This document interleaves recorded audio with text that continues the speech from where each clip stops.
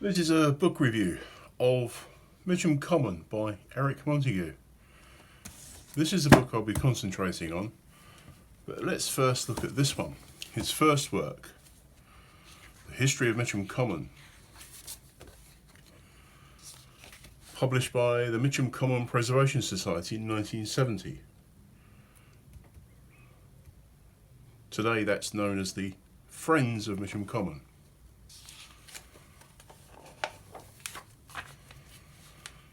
This work has some photos. It runs to,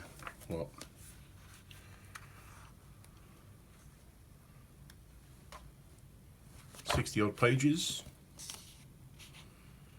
And the foreword is from Mr. Winbow, the chairman of the Preservation Society.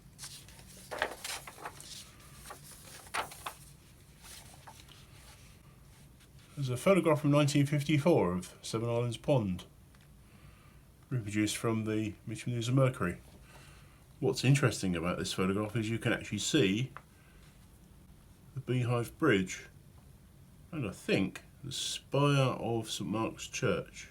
The reason I'm pointing out these features is that today, because of the amount of trees encompassing the common, you can't see any of that at all from the pond.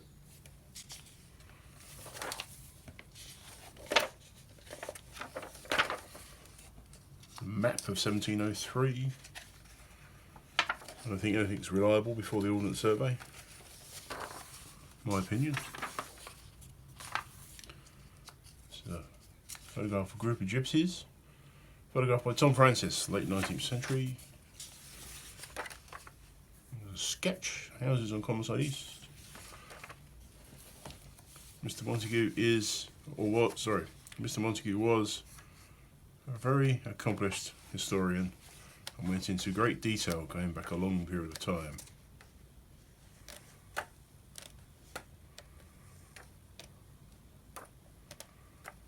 So, black and white photographs, maps, etc. This version of the same subject was published in 2001 and has numerous photographs. First off, let's start off with the price. The book price is £14.99, so £15 for this book. However, if you do live in the Mitcham area and you like a copy, it's quite a nice hardback. What does it run to? 100 pages. You can pick up a copy here, the Millhouse Ecology Centre, on Saturday, July the 4th, which is the open day for the Friends of Mitcham Common. So between noon and 4 PM, if you pop in, you can get a copy of this book for £2.50. There's quite a few copies available. This photograph, I think, is from Eric Montague of the One Island Pond. Again, it's not surrounded by trees as it is today. This map of the features, 1999, shows the Croydon Road, golf course. There's a gun site, there's part of the golf course there. I did a video of a walk going from the tram stop and along here and across the golf course. So there's the Wimble Road, the factory site, which is now the housing development of Talbot Close, Millhouse Ecology Centre, and next to that is the base of the windmill and the restaurant. Arthur's Pond, much disputed name by residents of Commonside East, who maintain it was called Arthur's Pond by Eric Montague, and previously it was just known as Watney's Pond or something similar. And that's Watney's Road there. And Bidder's Pond, One Island Pond, so the Croydon Road, Bennington Lane. These lines are the major paths. One of them I find interesting is here from the corner of the factory site. It runs across past the Seven Islands Pond down to here. Was sometimes referred to as the workhouse site because the factory site previously had been the Mitcham Workhouse. Photograph of George Parker Bidder, QC. George Parker Bidder Jr., in fact. His father was a railway engineer who had moved to Mitcham quite early on. Mitcham Common, roughly 460 acres of former heathland. Today, the usage of metric is 182 hectares. Former heathland, boundaries, physical structure, ecology, and Eric Montague, writing in Sutton in 2001, says his first History of Mitcham Common, published in a limited edition in 1970. Ah, it's a limited edition, eh? Didn't realise that.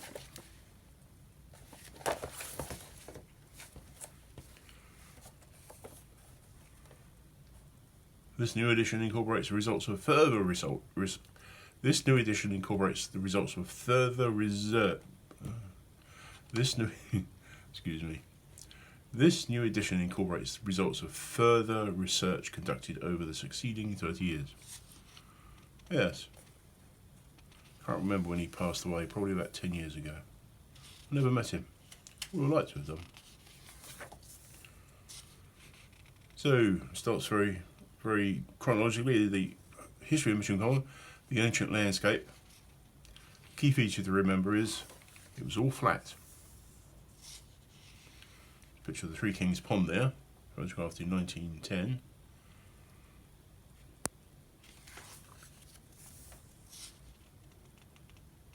(1685) map.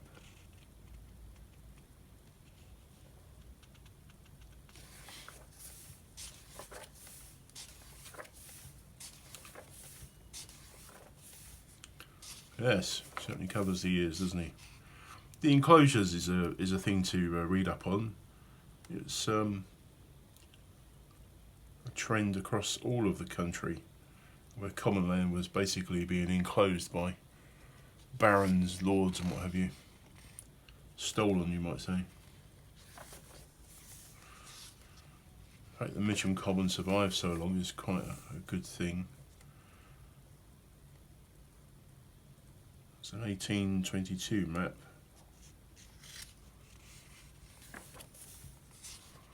Exploitation of the common for private gain. Yes.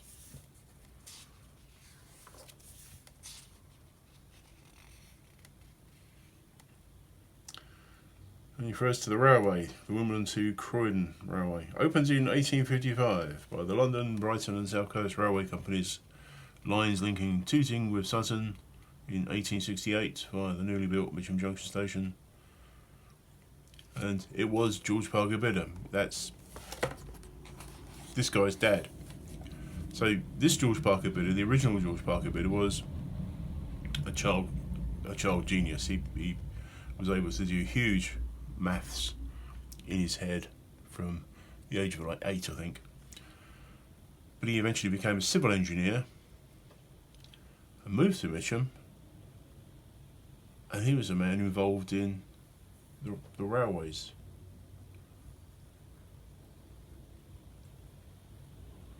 So the line that is now occupied by the tram line was a railway line that went back to 1855, designed by railway engineer George Parker Bidder, civil engineer, railway engineer, but it was his son who was instrumental as a lawyer in preserving the common from future attacks and destruction. Yes. I want to reread all this again. But basically, here's a picture of Mitcham Junction in 1910. That picture there is of the original golf club house that burnt down, and the current building is the second version of the clubhouse.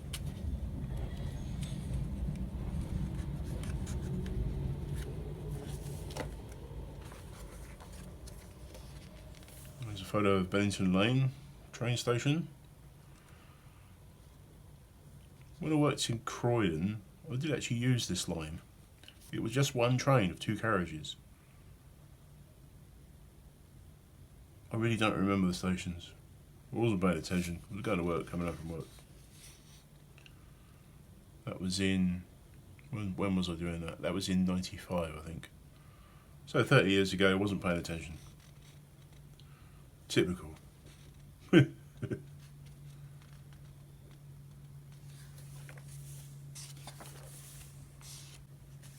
a photograph of a tram coming up the Blue House Bridge, as it was called then. Ravensbury Arms pub is still there, although it's a fusion restaurant. And the bridge was named after the Blue House. The Blue Houses were apparently a part of the Surrey Arm Railway system. And the bridge was called Blue House Bridge. It's not called that now, of course, it's just a bridge.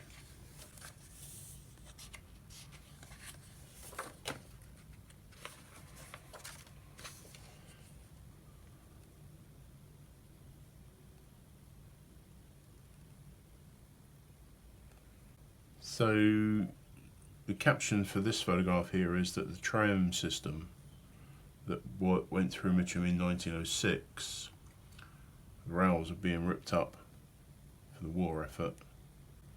And here's a photo of a trolley bus and a chap getting on it opposite the Ravensbury Arms. I mean, it's an electric bus that runs from overhead wires, so the battery doesn't run down and have to be recharged. Why did they ever get rid of that idea?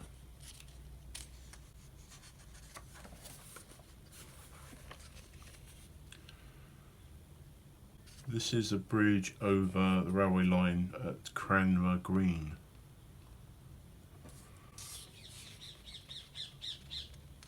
Colour photographs will be better. All the photographs in the book are black and white.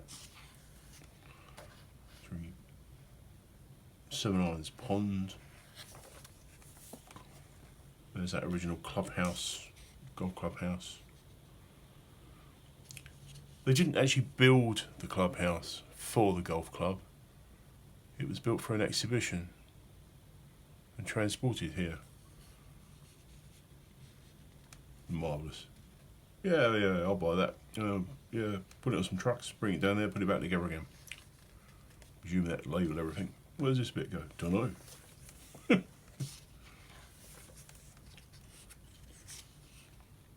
Grating cattle on Three Kings Peace. Yes. Caption here refers to the 1923 Act, the Mitcham Urban District Council Act, which then brought in the Three Kings Peace under council control.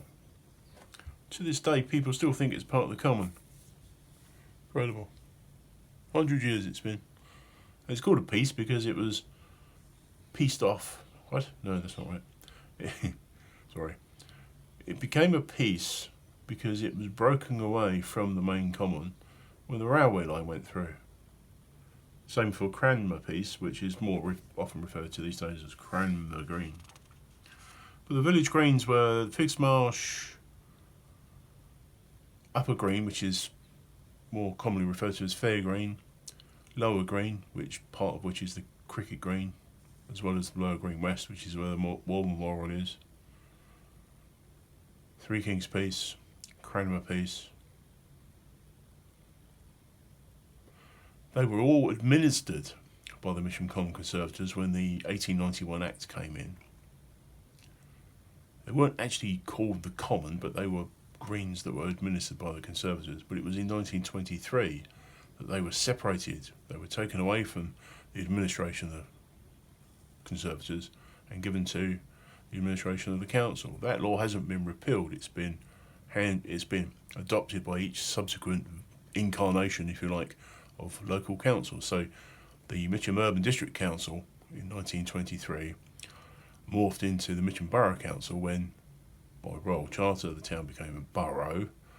And then 1964, when Mitcham Borough joined with Wimbledon Borough to form the London Borough of Merton. So the current council, the London Borough of Merton, still has those legal obligations. Actually getting them to believe that is another matter.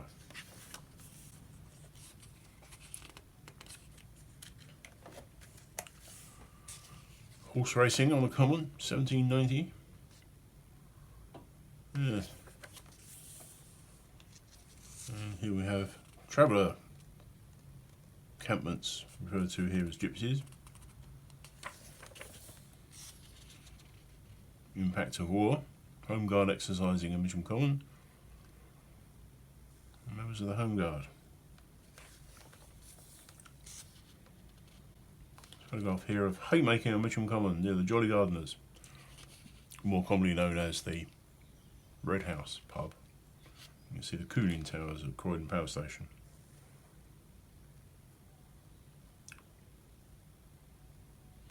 Photograph taken possibly in the 1940s. Haymarking, yeah.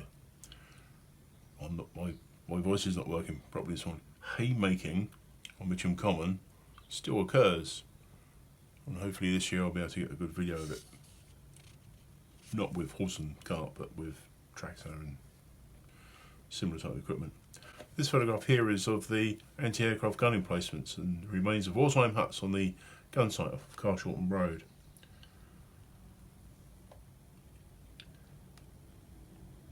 As to exactly where that corresponds today is difficult, obviously, because all the trees and the bushes that are there now. But I think it's almost fair to say that this row of houses here is what was historically called Tramway Path on the Carshorton Road. There's a slight bend in the houses there, so it's quite possible that over here is where the Goat Pub is. I know it's been renamed, but I'll still call it the Goat Pub.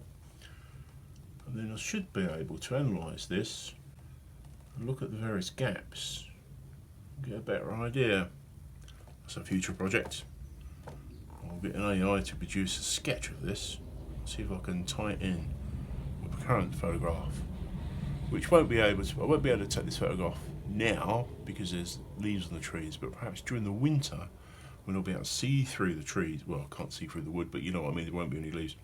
I might be able to see the road from some position on the gun site in order to do a sort of superimposition as to where this was.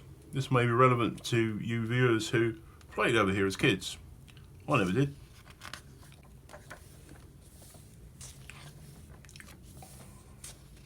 This is a demonstration in protest of the continuance of refuse tipping by local authorities of Mitcham Common in 1954, which led to the Preservation Society being formed.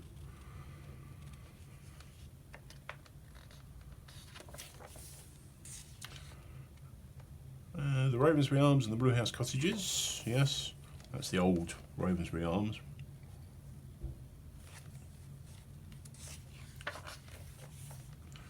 That's the new Ravensbury Arms, 1963. The building still exists, but they've taken down the actual name of the building and the year, which is, you know, not very good, but there you go. As I say, it's an Asian fusion place. I did go in there once. So I had some American visitors, and they said, "Oh, let's go somewhere to eat." I went, "Oh, right then." So we went in there, and well, yeah, fine. To me, the prices looked a bit steep, but there you go. What do I know? I don't eat that much. Chapter 3: the Mitcham Workhouse and the Creameries. So the Mitcham Workhouse that's referred to here shouldn't be confused with the Holborn Union Workhouse on the corner of Bond Road and Western Road. This workhouse predates that. This is where the factory site was on the corner of Windmill and Comside East.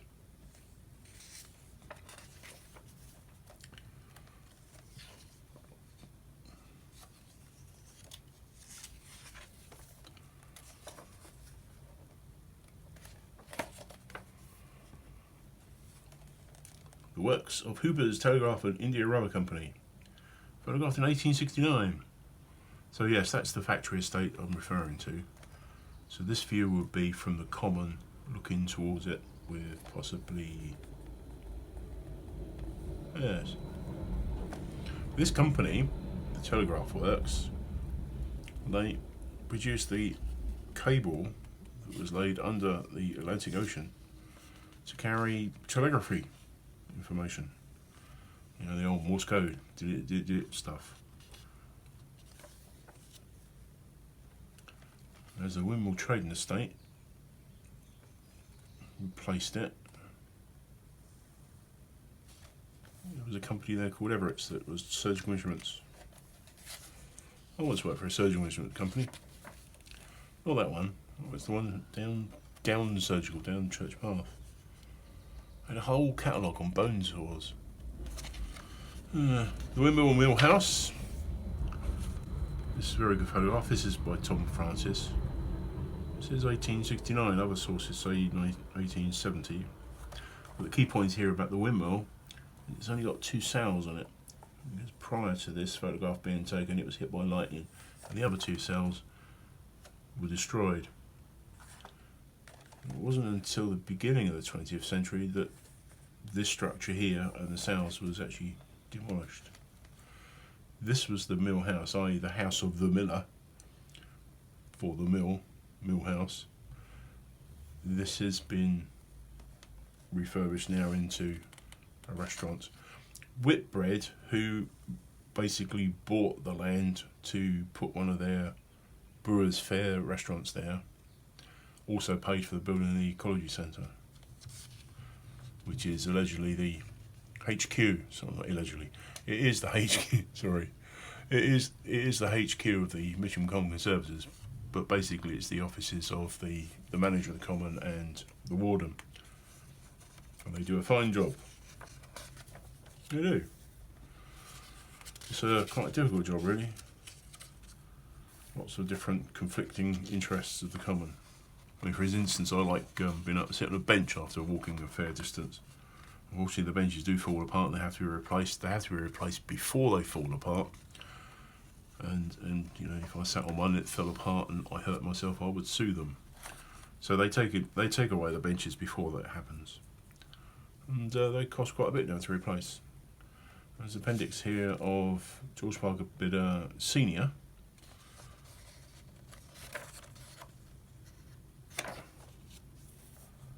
And Junior, the one who's the monument, the memorial, which was erected in 1896 on his demise. I mean, well, he was 60 years old, got knocked down by a horse and cart in Manchester, possibly died of internal injuries, poor soul.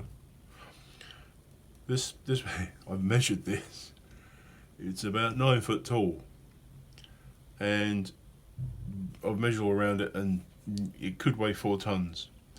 It's on a concrete plinth, and that's decaying a bit. It needs to be repaired, and it's on a mound. But I mean, it's not just a mound of dirt. So there must be more masonry underneath it. I mean, it's been there for 130 years now. If it was just a mound of dirt, it would have fallen over by now. It's got to be more substantial than that. Yeah, it needs to be sorted out. Oh, and there's a bit on the Mitcham Common Preservation Society. So this is in 2001, and the society was renamed the Friends of Mitcham Common in 2003. He said off the top of my head. Perhaps I should have checked that first. This was written by Janet Morris, who is the chairman of the Mitcham Common Preservation Society in 2001. And there's a bench, there's a memorial bench to her at the top of Mill Hill. Well, I think you should buy a copy of this. This video is not a promotional video. I'm just saying it's quite a comprehensive guide to the history all the way up to the present day. Yes. And a bit about Eric Montague. He has known Mitcham Common since the 1920s. As a small child, he was taken on walks there while visiting his grandparents in Mitcham. He was educated at Ealing County School. He was in the RAF, 1942. Got a post in the Mitcham Borough Council. Retired in 1983 and obtained a diploma in archaeology and certificates in history and field archaeology at London University. See, I'm not qualified at all. I'm just an amateur. But never mind. He's the author of Mitcham, Mitcham History, Calico Bleaching. Yes, but also the numerous books on the Mitcham History series. 14 in total. Again, don't buy these online, because people mark them up. Buy them directly from the Merton Historical Society.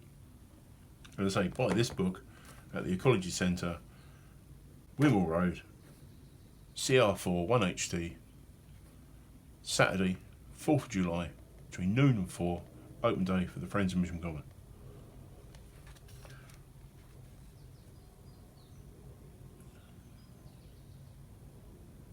Yes, and I say he passed away possibly 10 years ago. That's it. Mitcham Common by Eric Montague.